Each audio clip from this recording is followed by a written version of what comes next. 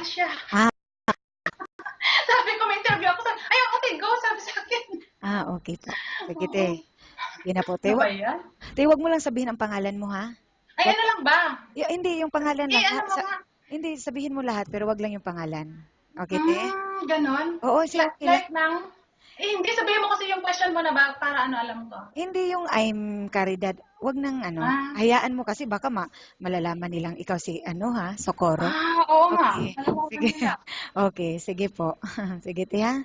Te, wag kang Ano, tingin sa akin. Tingin ka doon. anong isahan? Wag ka nga titingin sa akin sa taas Ah, sa camera mo. Te, okay, tapos nakasmile. Ang kinis talaga ng mukha mo. Talaga. dahil tigyawa. Ikaw naman, Yeah, okay. Promise. You're so cute. Sige, Ate Caridad. Okay po, go na tayo.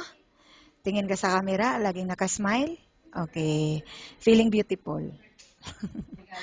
Sige po, te. Hi, good afternoon. Hello, good afternoon to madam. How are you? I'm doing good. Welcome to Find Your Mate. Thank you. Please tell us something about your work experience.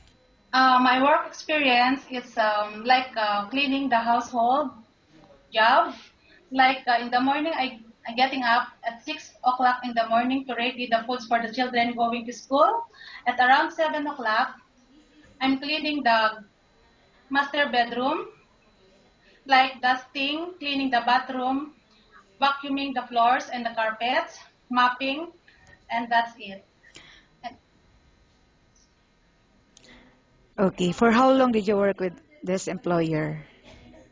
right now, I'm working almost 2 years Okay, with them. and what is their nationality? They are Kiwi, New Zealand.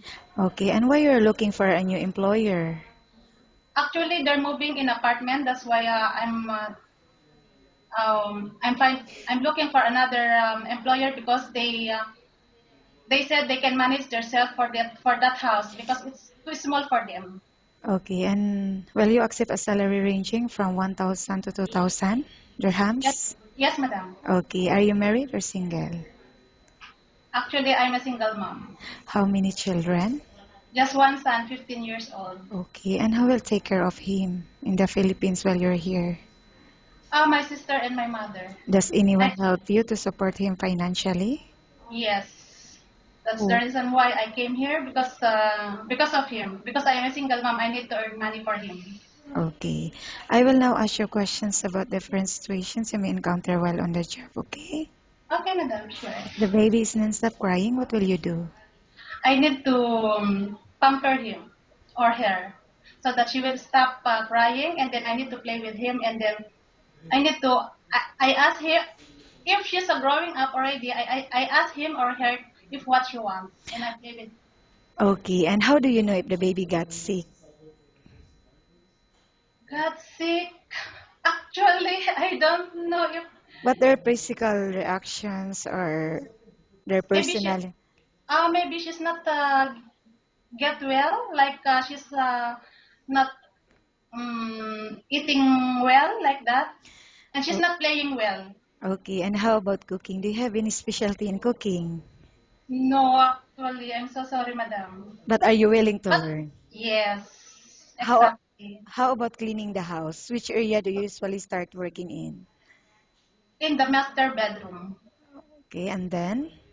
And then after that, I need to stripping all the bed sheet, and I change with the clean, with the fresh sheets.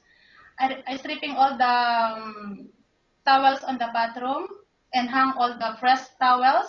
After that, I need to clean all the rooms, bathrooms, dusting, vacuuming, and mopping all Okay, the and areas. why do you think you should be hired? Because I'm hardworking, honest, trustworthy, kind, and understanding. Okay, thank you. Nice talking with you and have a good day. Thank you, madam.